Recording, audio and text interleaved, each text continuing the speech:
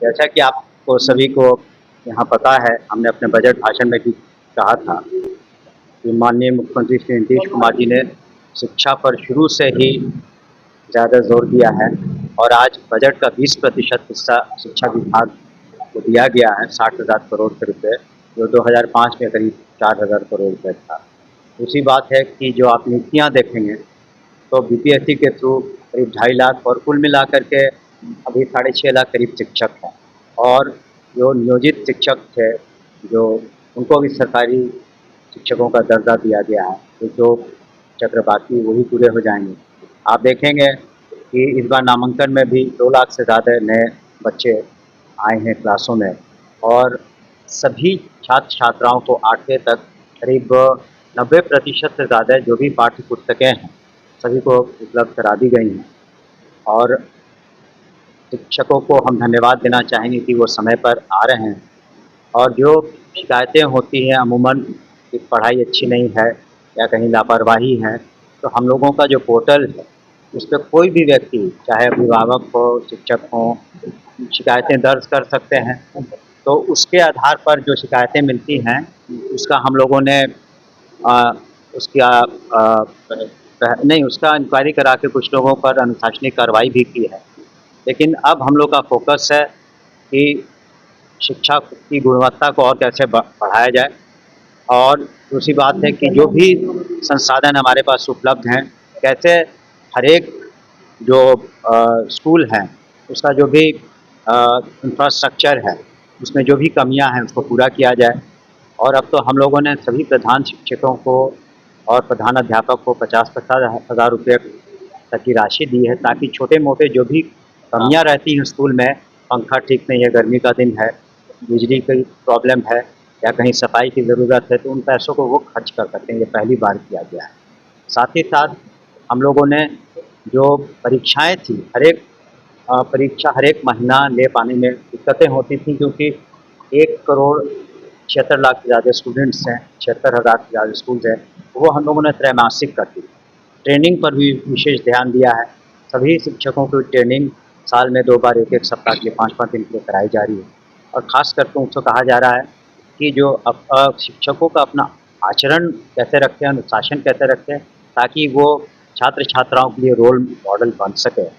और आपने देखा भी होगा जो परीक्षाएं हुई, बोर्ड की परीक्षाएं भी हम लोगों ने पूरे हिंदुस्तान में और जो +2 की परीक्षाएं हुई इंटर की, पूरे हिंदुस्तान में सबसे पहले हम लोगों ने रिज़ल्ट प्रकाशित किया और जो सही छात्र छात्राएं थे उनको हम लोग पुरस्कृत भी आने वाले समय में करेंगे। हायर एजुकेशन का जहाँ तक सवाल है उसमें सुधार आया है। मात्र 3 ऐसे यूनिवर्सिटीज़ हैं 15 में से जहाँ की शैक्षणिक जो व्यवस्था उसमें सुधार की सेशन थोड़े पीछे हैं, लेकिन वो भी अगले 6 महीने में वहाँ सुधार हो जाएगा। तो हायर एजुकेशन को भी कैसे प्लेसमेंट के पॉइंट ऑफ व्यू से और कैसे बेहतरी हो सके उस पर हम लोगों ने अपने विचार रखे हैं और यूनिवर्सिटीज़ भी इस पर काम कर रही हैं और हमारे जो चांसलर साहब हैं, गवर्नर साहब, वो भी इसकी समीक्षा कर रहे हैं समय-समय को। उनके यहाँ से भी बहुत बेहतरीन दिशा निर्देश दिए गए। जब आपको मंत्री बन मिला उस वक्त काफ़ी चुनौती बड़ा था और आपके आने के बाद कितना समय ये जो जितनी बातें हमने कही ये आप देखेंगे कि अब शिक्षकों के बीच में किसी तरह का एजिटेशन नहीं है और क्योंकि हम लोगों ने कोशिश की है कि जो ग्रीवियंस उनके हैं, जो भी उनकी शिकायतें हैं उस पर त्वरित कार्रवाई की जाए। लेकिन महकमा बहुत बड़ा है, कई बार कार्रवाई करने में या उनकी जो शिकायतें दूर करने में कुछ वक्त लग जाता है, लेकिन हम लोग का इंटेंशन एजुकेशन डिपार्टमेंट का माननीय मुख्यमंत्री जी का स्पष्ट है कि इस एजुकेशन से सभी छात्र छात्राओं को बेहतर एजुकेशन मिल सके ताकि उनका भविष्य उज्ज्वल हो। आप इस बात से समझ सकते हैं कि 2001 में जो महिलाओं की जो लिटरेसी थी, साक्षरता करीब 34% थी और 2023 में जब सर्वे कराया गया तो वो 74% थी, अब तो और बढ़ गया। इस तरह से हम लोग वजीफ़ा दे रहे हैं, प्रोत्साहन राशि मैट्रिकुलेशन करने पर, छात्राओं को इंटर करने पर, उसके बाद ग्रेजुएशन करने पर, जो साइकिल की व्यवस्था, जो सरकार की ओर से सभी छात्र छात्राओं के लिए ड्रेसेस की, यूनिफ़ॉर्म की व्यवस्था, इससे निश्चित रूप से पूरा वातावरण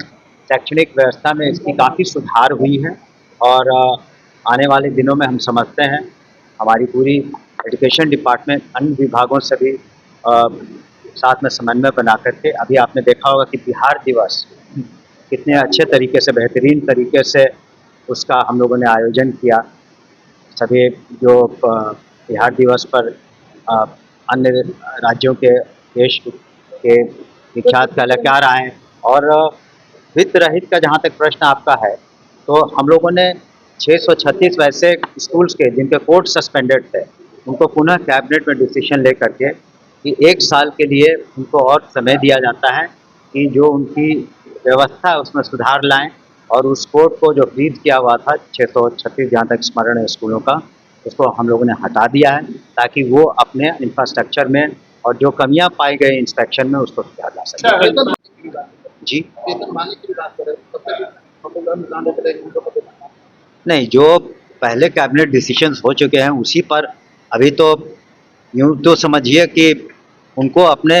रिसोर्सेज से स्कूल चलाने हैं। बहुत पहले इसमें कैबिनेट में डिसीजंस हुए, असेंबली में डिसीजंस हुए, उसी को हम लोग फिलहाल क्रियान्वित कर रहे हैं। लेकिन आप देखेंगे कि शिक्षा विभाग में